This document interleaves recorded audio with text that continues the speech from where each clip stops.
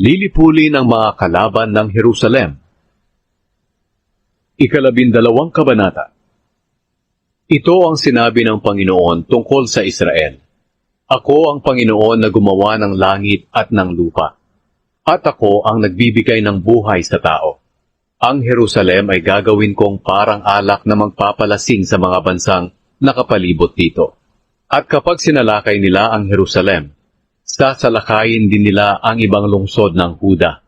Sa araw na iyon, gagawin kong parang mabigat na bato ang Jerusalem. At ang alinmang bansa na gagalaw dito ay masasaktan. Ang lahat ng bansa sa buong mundo ay magtitipon para salakayin ang Jerusalem. Ngunit tatakutin ko ang lahat ng kanilang mga kabayo at lilituhin ang mga sakay nito. Ako, ang Panginoon, ay nagsasabing babantayan ko ang mga mamamayan ng Huda. Ngunit bubulagin ko ang mga kabayo ng mga bansa. At sasabihin ng mga pinuno ng Huda sa kanilang sarili, matatag ang mga mamamayan ng Jerusalem dahil ang Panginoong makapangyarihan, ang kanilang Diyos.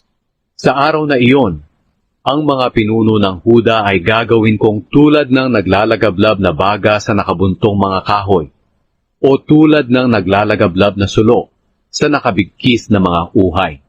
Lilipulin nila ang mga bansa sa palibot nila, pero ang mga taga-Jerusalem ay hindi mapapahamak. Una kong pagtatagumpayin ang ibang mga lungsod ng Huda upang ang karangalan ng mga angkan ni David at ng mga taga-Jerusalem ay hindi hihigit sa ibang mga lungsod ng Huda. Sa araw na iyon, iingatan ng Panginoon ang mga nakatira sa Jerusalem upang kahit na ang pinakamahina sa kanila ay magiging kasinlakas ni David.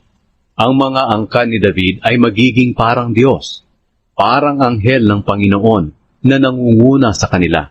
Sa araw na iyon, lilipulin ko ang lahat ng bansang sasalakay sa Jerusalem.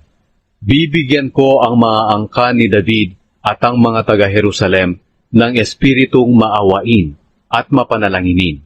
Pagmamasdan nila ako na kanilang sinibat, at iiyak sila katulad ng magulang na umiiyak sa pagkamatay ng kanilang kaisa-isang anak o anak na panganay. Sa araw na iyon, ang iyakan sa Jerusalem ay magiging kasintindi ng iyakan para kay Hadad-rimon sa kapatagan ng Megido. Iiyak ang bawat pamilya sa lupain ng Israel. Ang mga pamilya ng angkan ni David, Nathan, Levi, Shimei, at ang iba pang mga pamilya. Magkahiwalay na mag-iiyakan ang mga lalaki at mga babae.